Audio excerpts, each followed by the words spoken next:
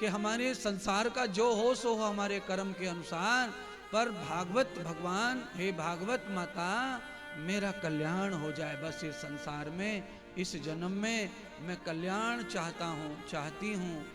मेरा संसार तो मेरे भाग्यवश प्रारब्धवश चलता रहेगा। पर हो क्या रहा है? पूजा हो, पाठ हो, भजन हो, तीर्थ हो, दान हो, हवन हो, इन सारी चीजों में आदमी केवल संसार को ही अच्छा करने की योजना बना रहा है। और बंधुओं, भगवान के भजन के बगैर संसार कभी भी अच्छा हो सकता नहीं। अच्छा बोलो, आप सब लोग बताना मिलकर, आप जवाब देना, सुदामा का संसार कैसे अच्छा हुआ? भाई सुदामा ने कोई दुकान चलाई नहीं है, सुदामा नौकरी करने कहीं गए नहीं है, सुदामा किसी की मजदूरी करना चाहते नहीं थे, तो सुदामा का संसार फिर कैसे अच्छा हो गया? पंडाल में बैठे लोग क्या बोलेंगे? महात्मा बिना करे कि तू खाने के तो जाएगा? अरे हम काम करने जाएंगे, नौकरी करेंगे, तब तो खाने को मिलेगा। भाई सुदामा तो कहीं गया नहीं, तो उसे खाने को भी मिला नहीं, उसका घर अच्छा नहीं था, खाने को रोटी नहीं थी। पर कितने दिन, कितने साल नहीं थी रोटी खाने को, कितने दिन नहीं थी। थोड़े समय परीक्षा, थोड़े समय संघर्ष। आप सब जानते हैं किसी भी चढ़ाई पर चढ़ने पर आदमी का सांस फूल जाता है, पर उसका दूसरा परिणाम भी तो है। जब चढ़ते ही तभी तो सांस फूलता है, जब चढ़ाई से नीचे उतरते तब तो सांस नहीं फूलता है ना। तब तो आपका शरीर रोकना कठिन हो जाता है, इतना बैलेंस बनाना, ब्रेक लगाना कठिन हो जाता है, शरीर भागता है। तो जीवन में संघर्ष भी आता है तो वो चढ़ाई की तरह थकाता है, पर थकने के बाद ढलान भी तो आता है, उसको भी देखो। जीवन में आएगा संघर्ष, न जाने कैसी कैसी मुश्किलों का सामना शरीर में, जीवन में करना पड़े। और इंसान सामना करने के लिए ही पैदा हुआ है। उसके सामने कोई भी इंसान आफत खड़ी कर दे, दुश्मनी खड़ी कर दे, तकलीफ खड़ी कर दे, तो उसका सामना करना है। आपके प्रारब्ध में है, उसे भोगना है। थक जाओ, मर जाओ या जी पड़ो, ये तुम्हारे हाथ में है। संघर्ष का सामना करने में थकान तो आती है, पर थकान का मतलब मर जाना नहीं है। थकान तो सब कामों में आ रही है, पर इसके तीन ही परिणाम है महाराज। थकेंगे तो मरेंगे, और झेल लेंगे तो जी लेंगे।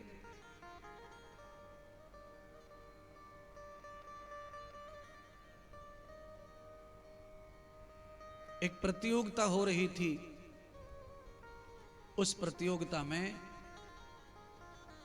एक 500 किलो का नंदी उठाने की प्रतियोगिता, सांड को उठाने की प्रतियोगिता।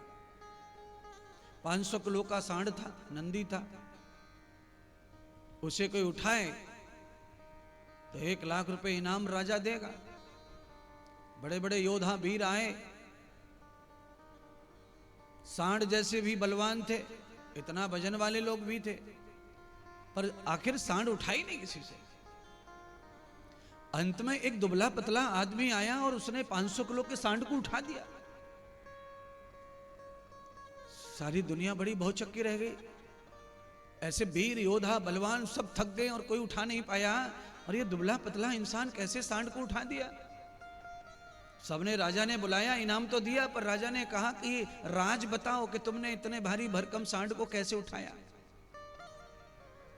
तो उस आदमी ने कहा कि मेरी गाय ने बछड़ा दिया था, बैल को जन्म दिया, और जिस दिन से बछड़े को जन्म दिया उसी दिन से मैं उस छोटे बछड़े को रोज उठाता था, रोज उठाता था, रोज उठाता था। बछड़ा में 2 किलो 4 किलो वजन रोज बढ़ता था, मैं रोज उठाता था। इसीलिए 500 किलो वजन उठाने में मुझे कोई पता ही नहीं चला कि मैं 500 किलो उठा रहा हूं कि 5 किलो, क्योंकि मुझे वजन उठाने का अभ्यास बचपन से ही मैंने कर लिया था, इसीलिए आज 500 किलो उठा लिया। जो बचपन से ही संघर्ष को सहन और वजन को सहन करना सीख जाते हैं, वो समय आने पर उस सांड को उठा लेते हैं और विजयी हो जाते हैं। पर जो वक्त का तमाशा देखते हैं, वक्त आएगा तब देखेंगे। तो हमारे यहाँ कहावत है कि प्यास लगने पर कुआं खोदने से पानी की प्यास नहीं बुझेगी, आपको मर जाना पड़ेगा। आपको पहले से ही तैयारी करनी पड़ती है, अपने आप को उस तरह का निर्मित करना पड़ता है। ये तो भाई हमारा खुद का ही है, इस जन्म का हो, उस जन्म का हो, पीछे का हो, आगे का हो, कब का है, कौन सा दुख, कौन सा कष्ट, कौन सी परेशानी, कौन सी मानसिकता बिगाड़, कौन सा दुख, ये सब आपके, हमारे, और हमको भोगना है। आप इनसे बच के कहीं भागेंगे तो भाग नहीं सकते, कर्म तो आपके साथ ही हैं। पर बिना कारण बेवजह आपको कोई तकलीफ भी देता है तो उसका भी दंड है, उसका भी फल है, उसका भी फल उनके सामने ही आ जाएगा। इसलिए श्रीमद् भागवत में नारद जी ने यह निश्चय कर लिया कि जीवन जब तक है तब तक कथा सुनाऊंगा। माता पार्वती ने अपने पिछले जन्म को सुधारने के लिए कथा श्रवण करने का निश्चय किया। बंधुओं, पार्वती जी ने पिछले जन्म को सुधारने के लिए कथा सुनी, पर हम तो जानते नहीं पिछले जन्म में हम क्या करके आए हैं, तो क्या करें फिर। इसीलिए परीक्षित महाराज को सुखदेव जी ने बताया कि हे परीक्षित, तुम्हारा अगला जन्म बिगड़ गया है, उस जन्म को सुधारने के लिए कथा सुनो। तो हम और आप सब परीक्षित की तरह हैं, हमारा आने वाला भविष्य बिगड़ न जाए, उसको सुधारने के लिए कथा हम कहें और हम सुने, हम करवाएं। तो आपको यह मौका मिला है बंधु। पार्वती माता ने 1 दिन, 2 दिन, 3 दिन बढ़िया कथा सुनी। बाद में पार्वती जी को अचानक से प्रमाद, आलस्य और निद्रा ने घेर लिया। पार्वती कथा में सो गईं। शंकर नेत्र बंद करके कथा निरंतर सुना रहे थे, अखंड कथा। जिस वृक्ष के नीचे बैठे थे उस डाल पर तोते का घोंसला और उसमें बच्चा, बच्चे ने कथा सुन ली। महाराज, बच्चे ने कथा सुन ली तो भगवान सूत कहते हैं सौनक जी को, तोते के बच्चे ने जब कथा सुनी तो 7 दिन की कथा श्रवण करने से उस बच्चे का आखिरी जन्म हो गया। ये नरक का, योनियों का आखिरी जन्म हुआ कथा सुन करके। अगला जन्म उसी तोते ने सुखदेव के रूप में प्रकट करके लिया। भगवान शिव स्वयं तोते की आत्मा में धरती लोक में अवतार लेकर आए, व्यास जी के पुत्र बनकर आए, क्योंकि भागवत का प्रचार करने का काम शंकर को करना था। कैलाश में कोई था नहीं, कथा का प्रचार कैसे हो। जहां ज्यादा जनता होती है वहां कथा का प्रचार ज्यादा फैलता है। आप कोई अच्छी बात कहते हैं तो ज्यादा लोग रहते हैं तो उनके पल्ले पड़ती है। उस बात को वो 10 जगह बताते हैं, कथा स्वयं प्रकाशित हो जाती है, प्रचारित हो जाती है। सुखदेव जी ध्यान करने के लिए बैठ गए। भगवान सूत जी ने कहा, अंत तो गत्वा, महाभारत का युद्ध भी समाप्त हो गया। महाभारत के युद्ध के समाप्त के बाद भगवान कृष्ण हस्तिनापुर से पांडवों को राज्य देकर द्वारका जाने लगे। तब ही अभिमन्यु की पत्नी उत्तरा ने प्रभु से आशीर्वाद लिया, मेरे गर्भ में जो बालक है उसकी रक्षा होनी चाहिए। भगवान ने उत्तरा के पुत्र की रक्षा का आशीर्वाद दिया। उसी रात में अश्वत्थामा ने पांडवों का वंश मिटाने के लिए ब्रह्मास्त्र छोड़ दिया, जो उत्तरा के गर्भ में आके लगा। भगवान ने वचन दिया था, इस कारण उत्तरा के गर्भ में प्रवेश होकर भगवान ने परीक्षित को प्राण दान दिया और अपने सुदर्शन चक्र से ब्रह्म अस्त्र को ब्रह्मा जी के घर भेज दिया। वरदान परमात्मा कृष्ण ने दिया बालक को। अब आप कल्पना करें, मां के गर्भ में नारायण का दर्शन सबको होता है परीक्षित की तरह,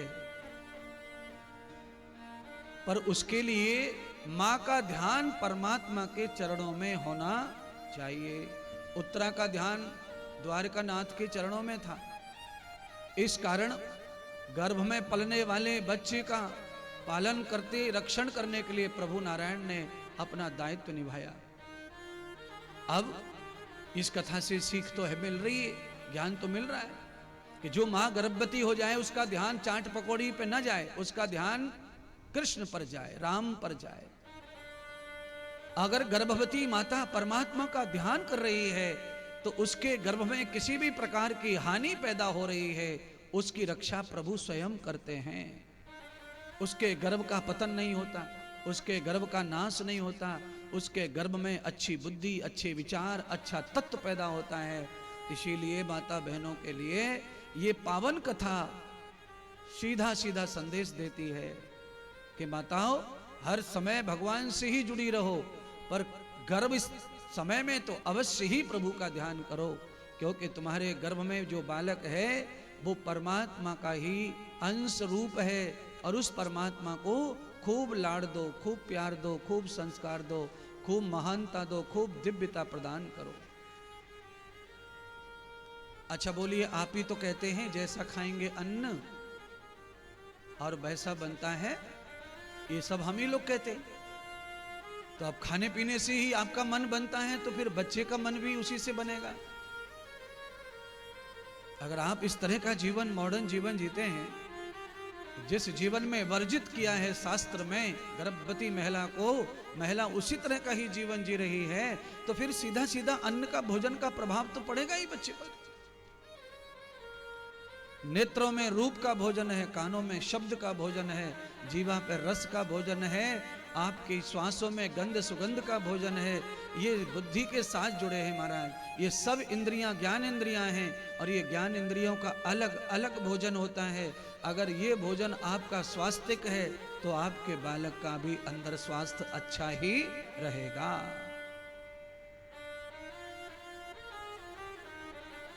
और क्या चाहिए कथा से सीखने के लिए महाराज? यही भविष्य बनाने वाली कथा है।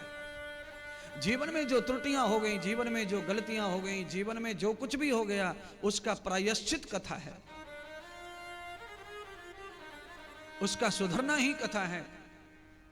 ये कथा यही करती है, वक्ता को भी सुधारती है कथा गाते गाते और श्रोता को भी सुधारती है।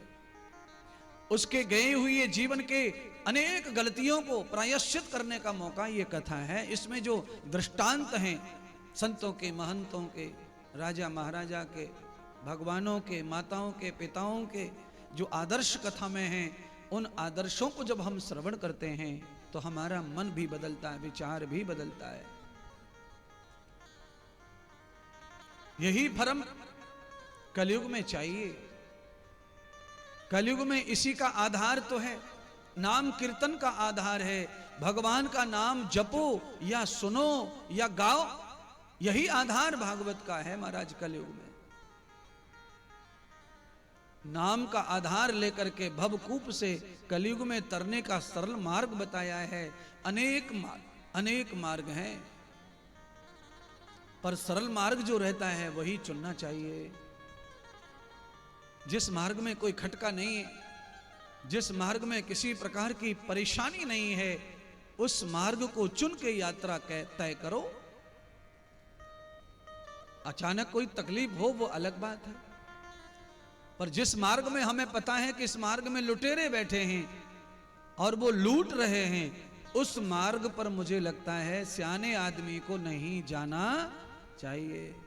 कौन सा मार्ग है जो सियाने नहीं जाना चाहिए? जहां लुटेरे बैठे हैं वहां नहीं जाना चाहिए। लुटेरा कौन है फिर?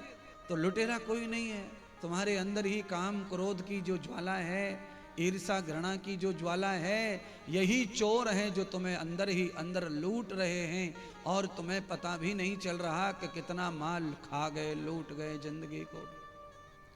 ईर्षा से किसी का भला नहीं हुआ है। आप किसी से घृणा करते हैं, आप उस घृणा से अपना भला नहीं कर सकते। आप किसी से प्रेम करते हैं तो भला कर सकते हैं, पर घृणा करते हैं तो भला नहीं कर सकते, न अपना न समाज का। आप किसी से रात दिन बिल्कुल दृष्टि लगाकर किसी की कमी कमी कमी कमी को ही खोज रहे हैं, तो आप भी सुखी नहीं रह सकते महाराज। क्यों? क्योंकि आपकी कमी भी कोई खोज रहा होगा। सब लगे ही दुनिया में, संसार में परमात्मा ने सबको लगा रखा है। अगर आप किसी के सुख को खत्म करके दुख बढ़ाने के पीछे पड़े तो आपके पीछे भी नारायण ने कोई न कोई लगा रखा है। समय आने पर आपको भी आंसुओं से रोना पड़ता है। इसीलिए ईर्ष्या हो, घृणा हो, ये सब चीजें हमारे जीवन के लिए चोर की तरह हैं, जो आपकी सुंदर जीवन लीला को, सुंदर काया को, सुंदर आनंद को छिना लेते हैं। महाराज आप घर में ही करके देख लो, क्रोध दिन भर खराब जाएगा आपका। एक दिन आप अपने घर में क्रोध कर लो किसी सदस्य पर, देखो आप दिन भर कैसा जाता है फिर घर का।